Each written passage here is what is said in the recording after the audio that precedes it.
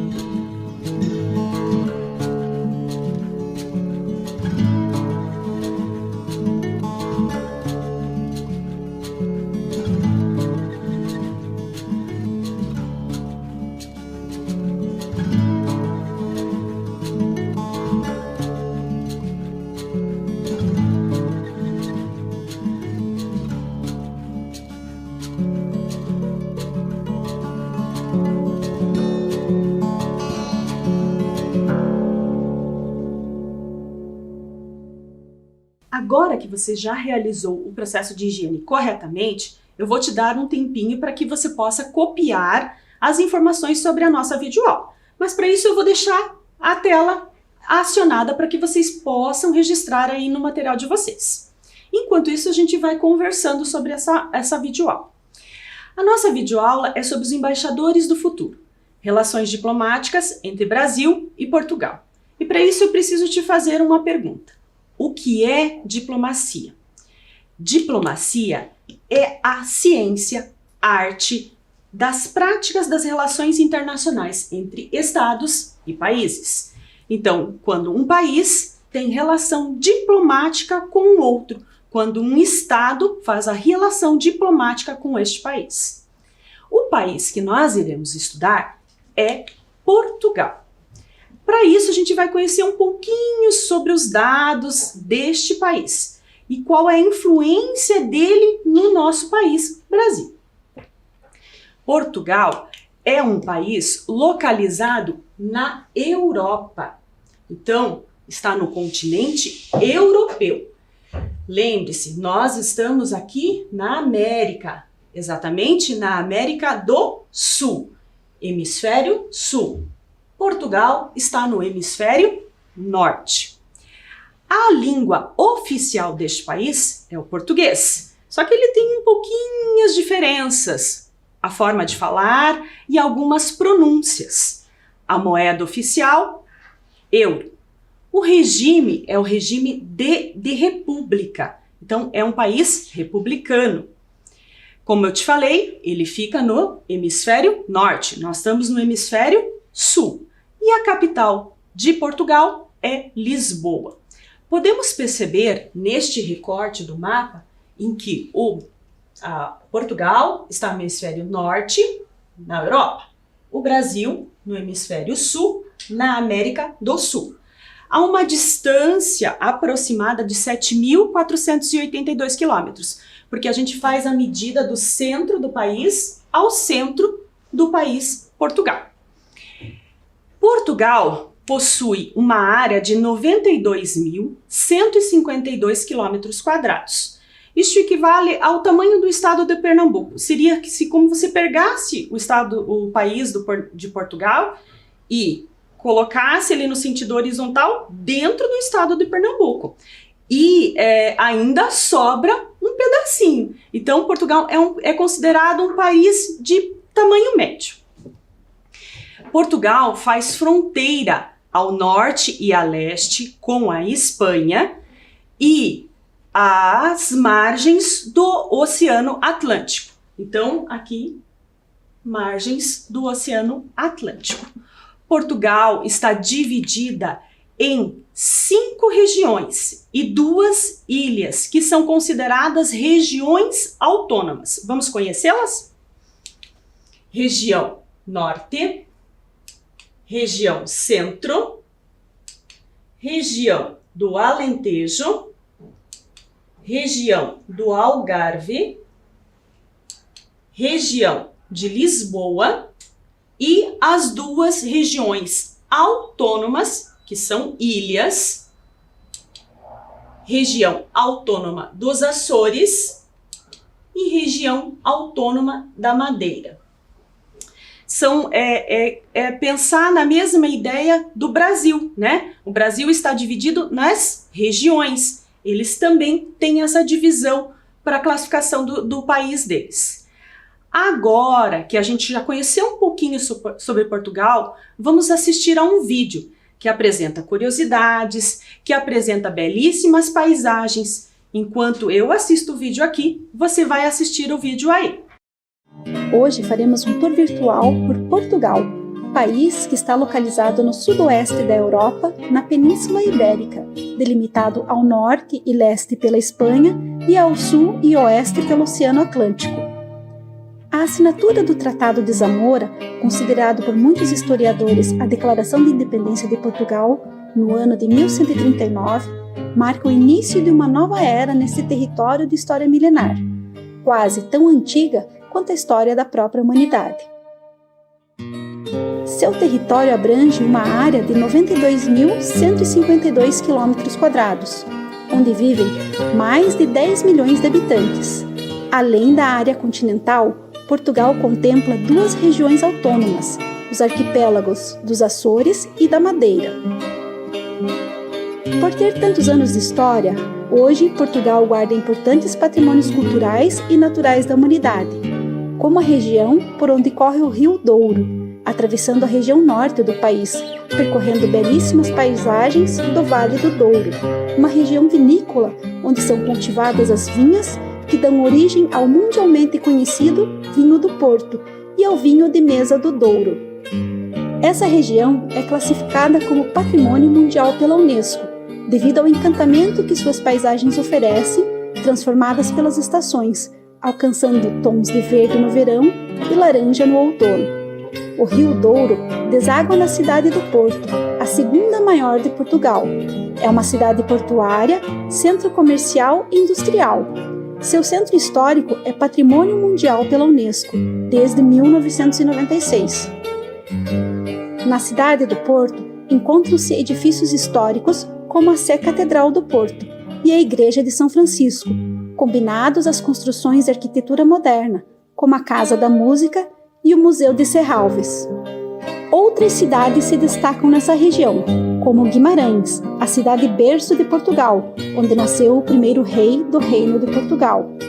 Viana do Castelo, cuja participação nos descobrimentos portugueses e na pesca do bacalhau demonstram sua tradicional ligação ao mar, e Braga, a terceira maior cidade portuguesa, sendo um dos principais centros religiosos de Portugal, que abriga diversos espaços sagrados. No litoral, a Praia de Nazaré é reconhecida internacionalmente por suas ondas gigantes, que podem chegar a 30 metros. A região mais ao sul do país, o Alentejo, é a maior região portuguesa.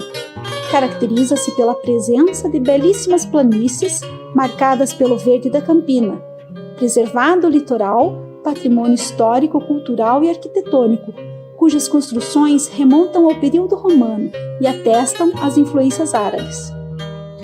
Outro rio famoso, o Rio Tejo, deságua no Oceano Atlântico, em Lisboa, capital, a maior cidade de Portugal.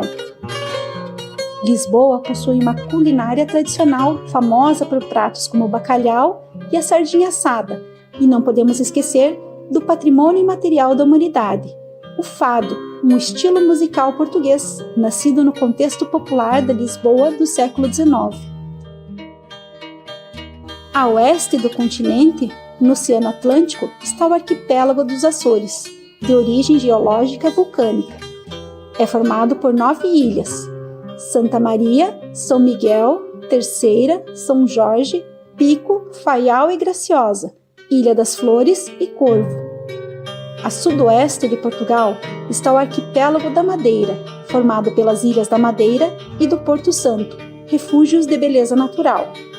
No extremo sul do país está a região de Algarve, que possui praias belíssimas, banhadas pelo oceano em diversos tons de azul, calmo e de águas quentes. Foi deste local que os portugueses partiram, no século XV, em busca de outras terras, povos e culturas. Fique agora com outras belezas de Portugal.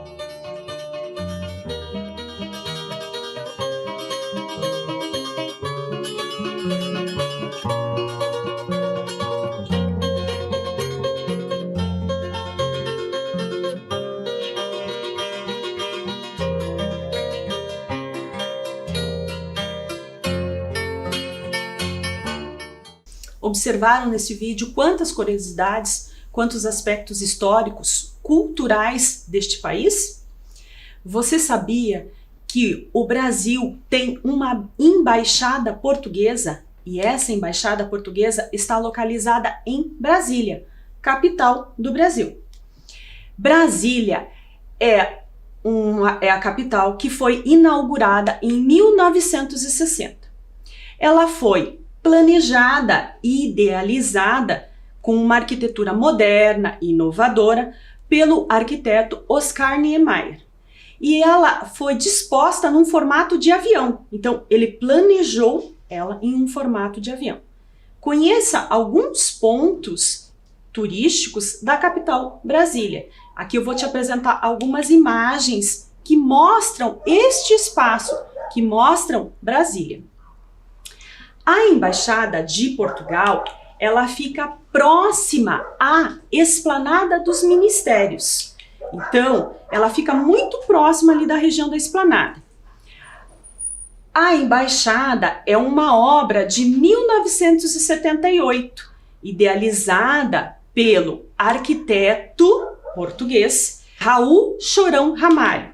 Este arquiteto de grande renome idealizou, planejou a obra da Embaixada.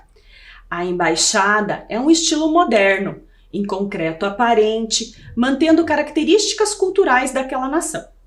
O arquiteto acrescentou alguns elementos culturais e arquitetônicos da cultura portuguesa, como, por exemplo, largas varandas cobertas de alpendradas.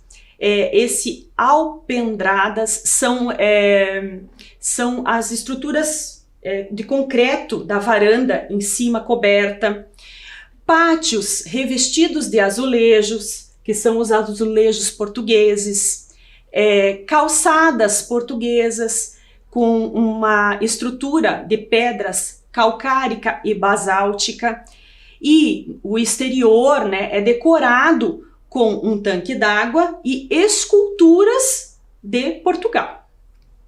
Agora eu vou te mostrar algumas imagens internas da Embaixada de Portugal. Aqui nós temos um hall de entrada, onde é uma dependência da Embaixada, toda em dominância de mármore branco.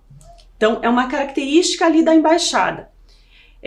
Também temos um auditório onde são realizadas convenções, eventos. Neste momento não estão acontecendo. Tudo isso é a Embaixada. Mas eu fiquei me perguntando, você sabe qual a diferença entre embaixada e consulado? Embaixada representa o país mediante ações políticas. Então, as ações políticas. O consulado representa o cidadão em território estrangeiro. Então, o português que mora no país, que mora aqui no Brasil, é o consulado que o representa, que o auxilia em documentação, em materiais que servem de subsídio para este português que está numa outra nação. E aqui em Curitiba nós temos um consulado. Você sabe o que esse consulado faz aqui em Curitiba? Ele presta apoio consular às comunidades portuguesas residentes na jurisdição. Então ele presta apoio aos portugueses que moram aqui na região. Então, no caso, Curitiba, o estado do Paraná e Santa Catarina. Então, o consulado de Curitiba, ele presta auxílio para o Paraná e para Santa Catarina. Então, ele apoia os cidadãos, né, em diferentes assuntos. Emissão de documentos, emissão de vistos, a representatividade a nível de cultura e economia. Então, o consulado de Curitiba faz esta ponte aqui. A cônsul de Curitiba se chama Suzana Isabel Alves da Silva. Ela é uma vice-cônsul. Ela está em Curitiba desde abril de 2019. Então, ela é a representante portuguesa no consulado em Curitiba.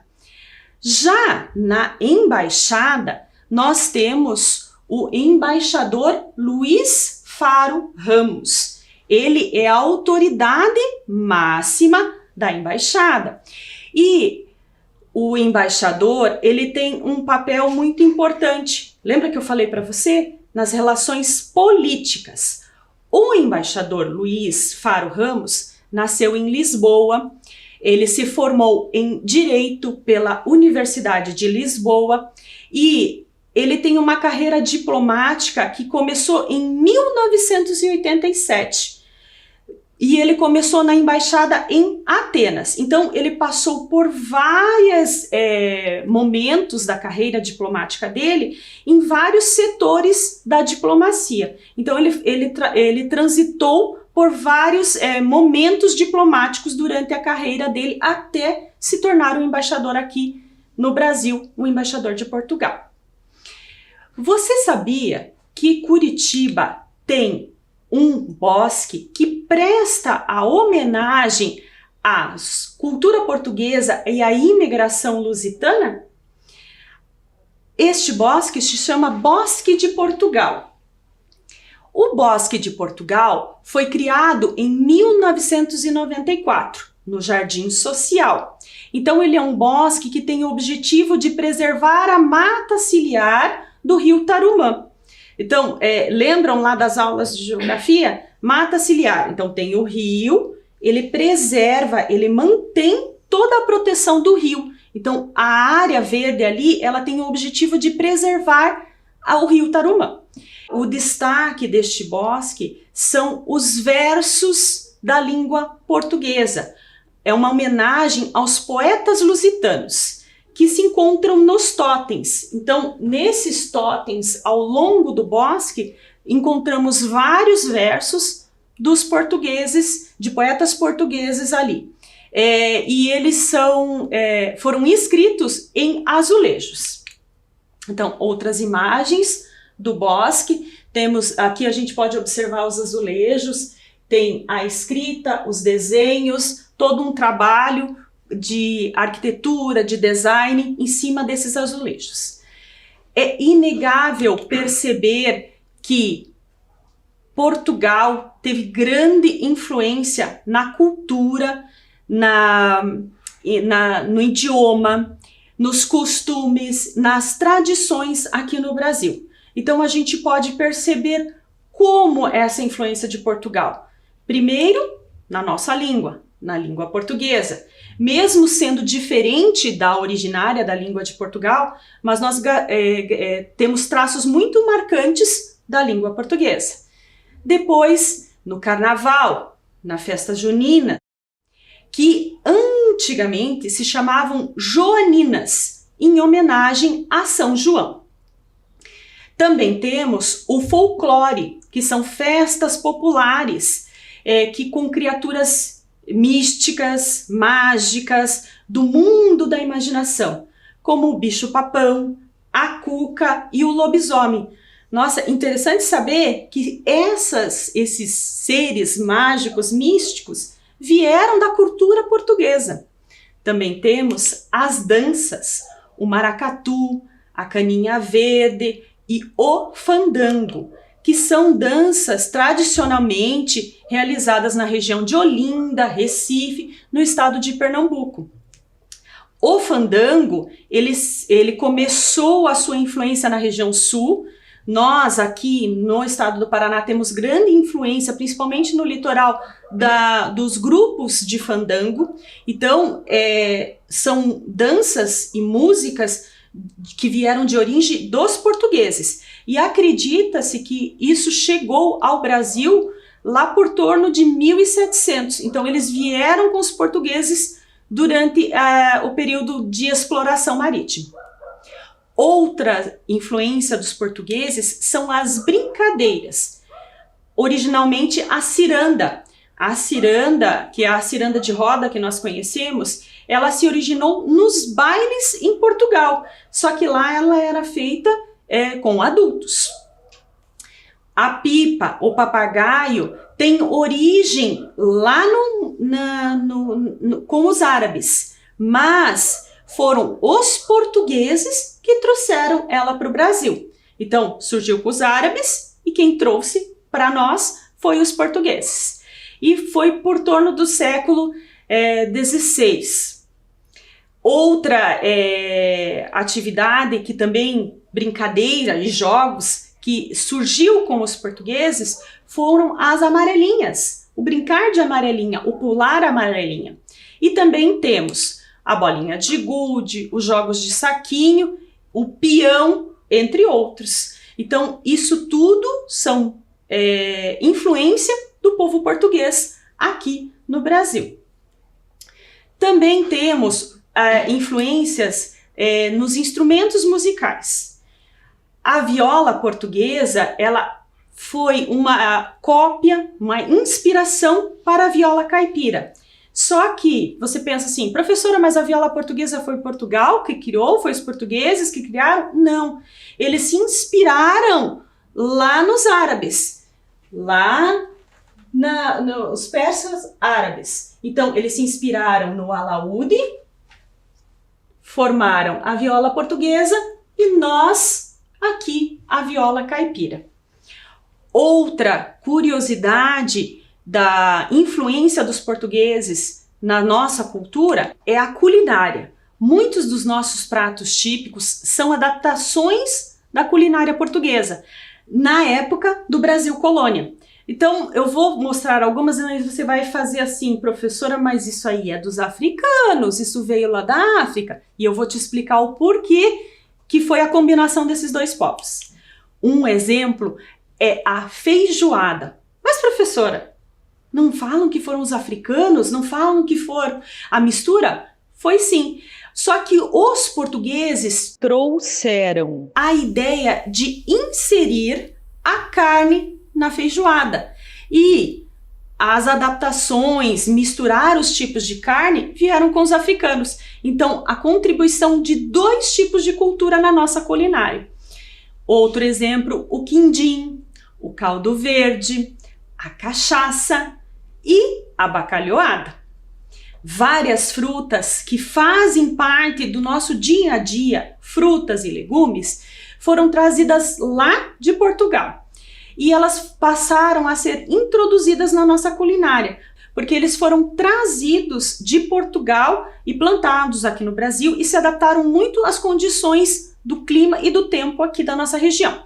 E elas foram introduzidas aos poucos na nossa comida, nos nossos hábitos, como por exemplo a fruta do conde, o coco, a manga, a couve, o pepino, alface, cebola e o alho, além dos condimentos e das ervas. Tudo isso foi trazido pelos portugueses aqui para o nosso país. Agora que eu já te falei, te contei a história, te contei alguns dados sobre Portugal, nós vamos fazer uma atividade. Para isso, você vai ter que separar alguns materiais. Lápis de escrever, lápis de cor, canetinha, sulfite, né, a folha branca, pode ser uma folha branca normal, cola, tesoura, régua e o papelão. Pode ser qualquer tipo de papelão, pode ser uma caixa de sapato ou um papel um pouquinho mais duro. Você que escolhe. Para isso eu vou te dar um tempo para você separar os materiais, ok?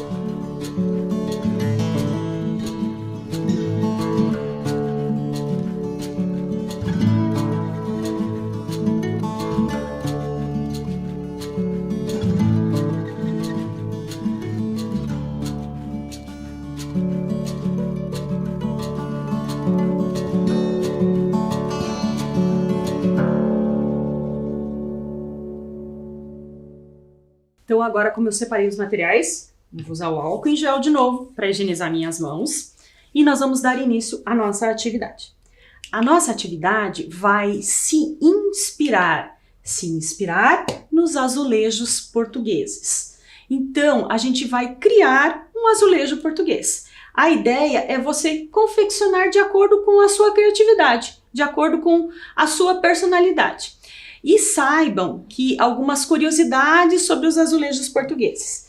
Sabe por que desses tons azul e um pouquinho às vezes amarelado? O tom azul veio da porcelana holandesa e veio das porcelanas lá do mundo árabe. Então eles queriam alguma coisa que inspirasse as porcelanas holandesas. E também conta a história que os azulejos portugueses, eles eram colocados em igrejas para contar uma história, principalmente quando haviam desenhos neles, né? Com o objetivo de passar a informação, transmitir a informação.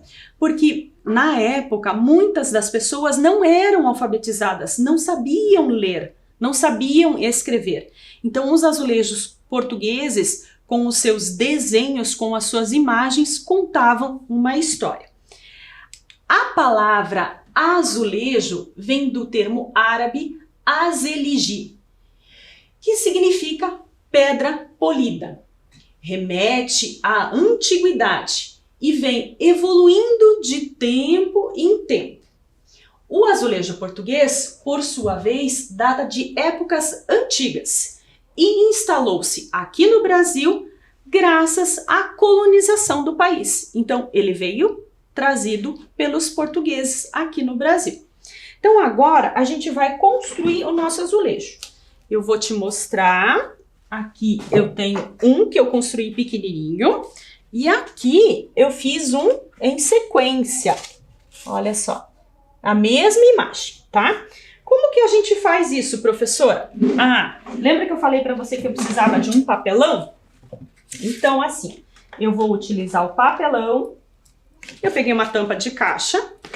Eu fiz a medida 15 por 15, pode ser 14 por 14, tá? E eu vou cortar esse papelão. Professora, mas por que você vai utilizar o papelão? Eu vou utilizar para dar um aspecto mais durinho e para dar um aspecto de relevo, um pouquinho mais levantado, tá? Aí, depois que eu cortei a minha caixa de papelão, tá?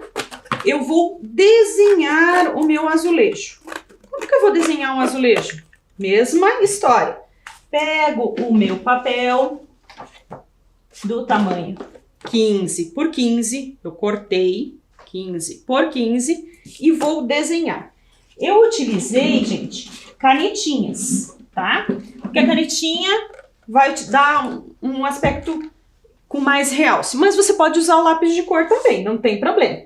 E eu vou utilizar as cores, os tons de azul e o tom de amarelo. Sabe por que o amarelo? O amarelo significa riqueza, significa que era algo enaltecido. Então, eu vou fazer o meu desenho. Então, você pode criar, não tem uma definição, não tem um jeito. Ah, professora, eu preciso fazer com quadradinhos, eu preciso fazer... Você se cria o seu. Pode observar nas imagens que eles utilizam redondos, pontas. Você pode ir imaginando e criando o seu. Tá? Eu vou fazer com umas claves e você vai criando a sua ideia. Umas pontas, uns triângulos e vai dando um formato ao seu azulejo. Utilize... Ah, mas eu posso utilizar outros tons? Pode. E o azulejo, ele foi trazido para Portugal com o rei Dom Manuel I. Então, Dom Manuel I, em uma visita à Espanha, ele viu os azulejos, achou lindo, achou super interessante e ele falou assim, eu vou levar para Portugal essa ideia. E ele pediu, quando fosse trazido para Portugal, que colocasse no Palácio Nacional de Sintra. Então, foi a ideia de um rei que trouxe os azulejos para Portugal. E vocês sabiam que Portugal é a capital dos azulejos? É sim. Grandes criações de azulejos são feitas lá. E os azulejos também podem ser utilizados em vários ornamentos, decorações, enfeites. E como eu te falei, para contar uma história também. É muito interessante quando você estuda a história dos azulejos, você descobre várias coisas. E também eu aprendi com essa aula e com vocês que o azulejo, ele dava uma dinastia social, um empoderamento. No Brasil, os azulejos, eles tiveram forte influência, principalmente nas igrejas, no revestimento das fachadas, e muito era se utilizado para facilitar pelas condições climáticas, o país extremamente quente, o azulejo, aquela questão do frio, né? E pela questão da umidade, ele protege a parede da umidade. Então, olha só, o meu azulejo está começando a ficar pronto. Professora, posso criar outras coisas? Pode, a imaginação é sua. E digamos que lá no seu grupo ou na sua família tenha alguém bem habilidoso que queira fazer um azulejo decorado. Pode. Quero fazer um azulejo contando uma história. Também pode. Esse é o azulejo que eu criei. Olha só. Então, e você pode pintar, pode acrescentar outras coisas. Também sabemos que os azulejos portugueses, eles tinham uma função pedagógica. Lembra que eu te falei? Contar uma história. Então, os azulejos desenhados, né? Os azulejos com um desenho, eles têm uma função pedagógica ao contar uma história. Aqui eu vou te mostrar outros espaços onde a gente pode encontrar o azulejo português. Na decoração, temos aqui, ó, um hall de entrada. Então, ali eles já utilizaram o azulejo português com algumas peças de porcelana, um quarto de bebê, o fundo todo com azulejo português, um banheiro. Aqui nós já temos, lembra que eu falei para você do azulejo que conta a história? Então, esse azulejo já é diferente. Não é com símbolos, e sim com desenhos, tanto no revestimento em cima, na lateral, como aqui embaixo. Esse aqui é uma fachada em cima de uma bancada de cozinha. Então daí, ó, é um azulejo com sequência, desenhos. Então, a mesma ideia que eu utilizei aqui, a sequência dos desenhos. E essa aqui é a minha inspiração, a minha criação. O meu azulejo, o que eu criei. Então, os pontos, as marcações, os desenhos, foi minha criação. Esse vou deixar para vocês criarem. E aqui eu utilizei uma questão de flores, uma coisa de trigonometria, alguns quadrados, alguns retângulos, utilizando os tons azul escuro, azul claro, o amarelo, né? Professora, posso usar preto? Pode usar. E, como eu te falei, se aí com você, ou você for muito especialista nos desenhos, nas criações, você pode fazer um azulejo contando a história. Então, esse azulejo aqui, ó, ele conta a história de uma guerra.